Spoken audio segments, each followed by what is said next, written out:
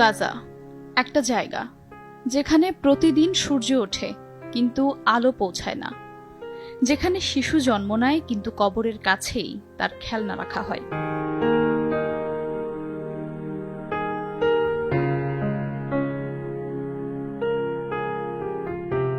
তারা মুসলিম, তারা মানুষ, তারা ফিলিস্তিনি, কিন্তু আজ তাদের জীবনের দাম যেন একটা পাথরের চেয়েও কম। সারা বিশ্ব চুপ, আর জালেমরা একের পর এক জীবন মুছে দিচ্ছে।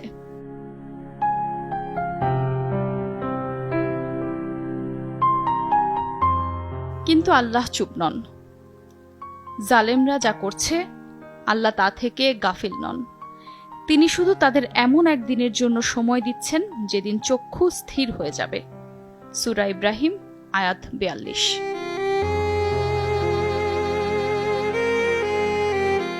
আল্লাহ দেখছেন যে শিশু তার মায়ের বুকের দুধ পায়নি, পেয়েছে বোমার টুকরো। যে বৃদ্ধ নামাজে ছিলেন তার কবর হয়ে গেছে সিজদার জায়গায়। আল্লাহর রাসূল সাল্লাল্লাহু আলাইহি ওয়াসাল্লাম বলেছেন, জুলুম একটি অন্ধকার যা কিয়ামতের দিন জালেমকে ঘিরে ফেলবে। হ্যাঁ, তারা শাস্তি পাবে, হয় দুনিয়ায় নয়তো আখিরাতে, কিন্তু তারা পাবে। আর আমরা কি করলাম? দোয়া তো করলাম ঠিকই, কিন্তু কণ্ঠ তুললাম কি? তাদের রক্ত যদি আপনাদের বিবেক না জাগায়, তাহলে মনে রাখতে হবে আপনি জালেম নন ঠিকই, কিন্তু জুলুমের পক্ষে থাকাও কিন্তু এক ধরনের অংশীদারিত্ব।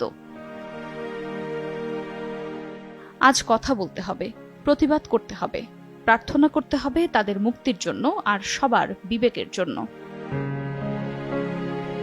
আফরোজা মৌটুসী, সময় সংবাদ।